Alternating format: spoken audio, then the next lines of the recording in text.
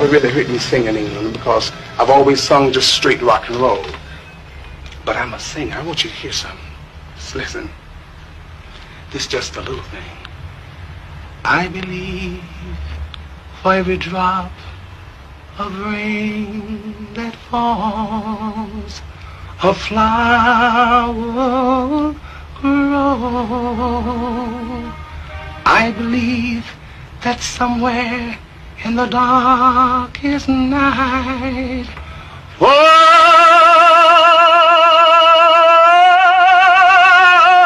a candle glows. See, you know, I can sing anything. That's the reason I'm the king. I'm not just screaming. I know what I'm doing.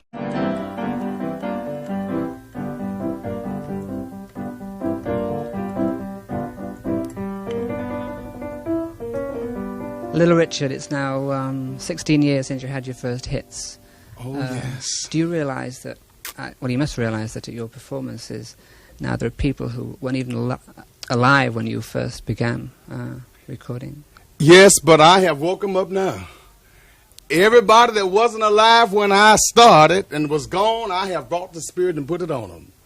They have resurrected. They are here now and will be out there on Saturday night to hear me at Wembley Stadium when I'm going to let it all hang out. Could I say something? Go ahead. Let it all hang out with the beautiful Little Richard from down in Macon, Georgia. I am the king of rock and roll. Ow, ow, ow. My. I just had to do that. Now I feel so much better. I got it out. Were you always so shy? Huh? Were you always so shy? No, I'm not. A lot of people say I'm shy, but I'm not. Tell me now, in 1956 you had a lot of hits, but before that, what were you doing? I was a dishwasher at the Greyhound bus station in my hometown, Macon, Georgia. I had been washing plates for so long, I was tired. And I wrote Tutti Frutti and Good Golly Miss Molly, and bless your soul, I got out of the kitchen. Long Tall Sally just took me on to California, and I stayed there. What sort of family background were you from, though? What? I was from, my mother had 12 kids. I have 6 brothers and 5 sisters, but I was the best looking one of all of them. And I'm not conceited at all. What do they all do now? Well, I have a brother, he's a CPA. My sisters are, 2 sisters, they're nurses. But you're the only person that's in show business? Yes, in show business. I'm the only one. See, because they don't like to dress like I do. I like to put it on. I had noticed, actually. I love to put it on. I like to shine. In fact, I think everybody's supposed to do their own thing. This is what you call doing your own thing time. Do you always dress like that? Or? Every day. I go to the grocery store like this and people turn around. When I walked in the airport here in London today, a man dropped his cup of coffee. I noticed you're wearing makeup. Do you wear makeup? Yes, I do. All I know the time? that. Yes, you're supposed to wear makeup. Just, you know, just like when you toast your bread or put sugar in your coffee, you're supposed to add a little touch to it. Yes, I must remember that. Yes, God. You're supposed to do it. I got a new record coming out. It'll be released here on Friday. And the name of it is called Mockingbird Sally. Now, this is soul music you're into now. Oh, you rock and roll. Oh, excuse me. It's soul. Yeah. I'm the king of rock and roll, and I'm also the emancipator of soul and the creator and the originator. My God.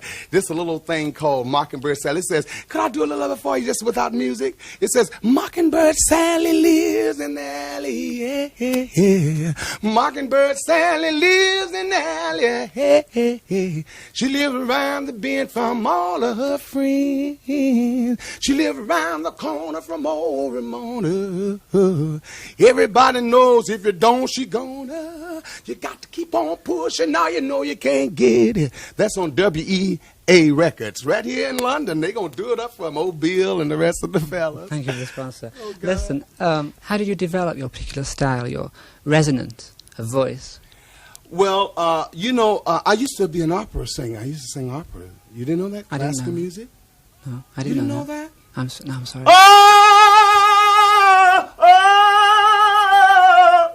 So I used to go all the way up. Then I started singing rock.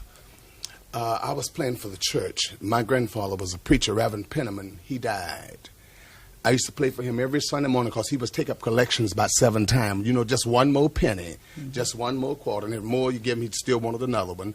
So I used to play Tutti Frutti and Long Tall Sally while he'd be preaching. But he didn't know it. They be shouting, throwing empty pocketbooks and purses up on the stage, whatever they call them in the country.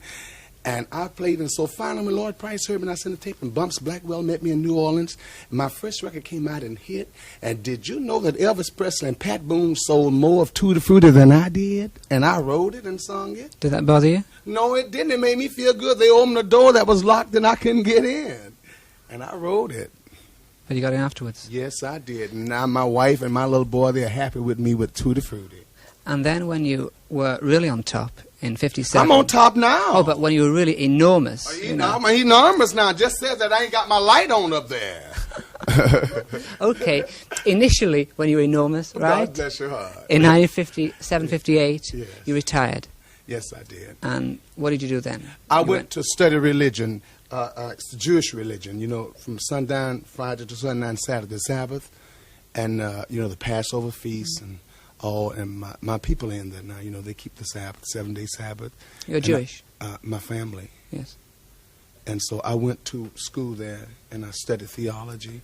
And so after I came out of it, I didn't go into it. I wanted to come back and sing for my fans and my friends. I never leave my fans and my friends again because they need me and I need them. We help each other so much.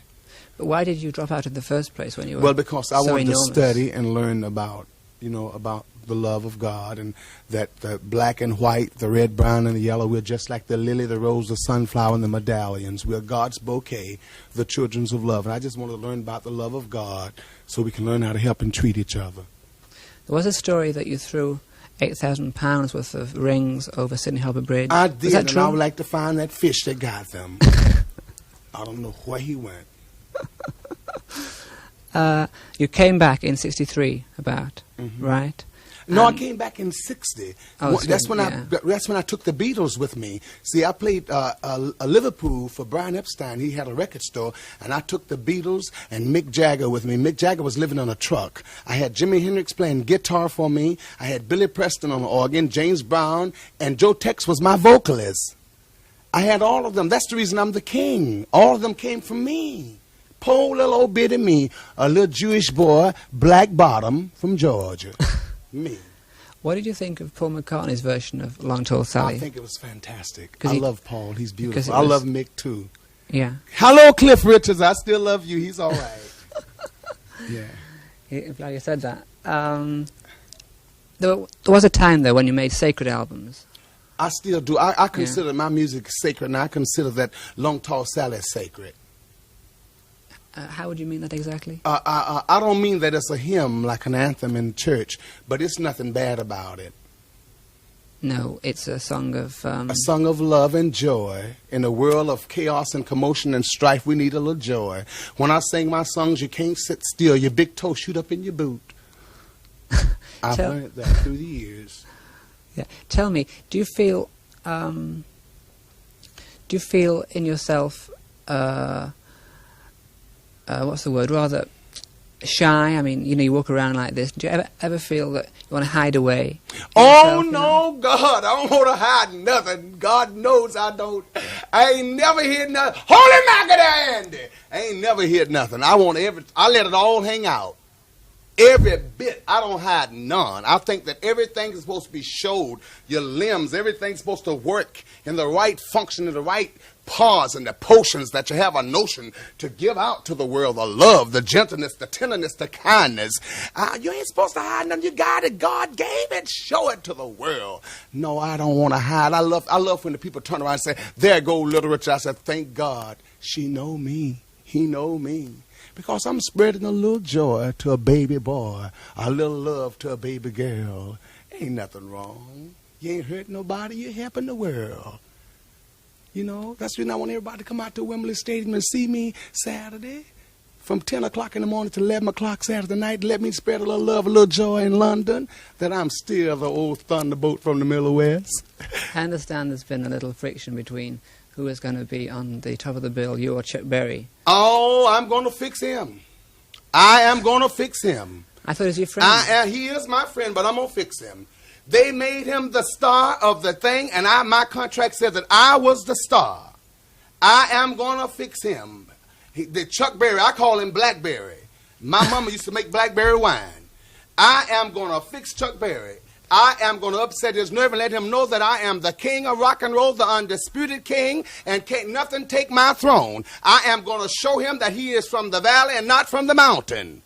Chuck Berry know that I was a star, been a star all my life. He can't close no show behind me. How can he have the nerve, the audacity to walk on? I'm Little Richard. Chuck Berry, they built him over me all these years, 23 years in show business. I'm the creator, the originator, the emancipator. I am the one, and when you come out, I'm going to fix Chuck Berry. How are you going His to fix him? Blackberry will be mashed. How are you going to fix him? I am going to shake his nerve. He can close the show, but when I get through, it's going to be closed anyhow.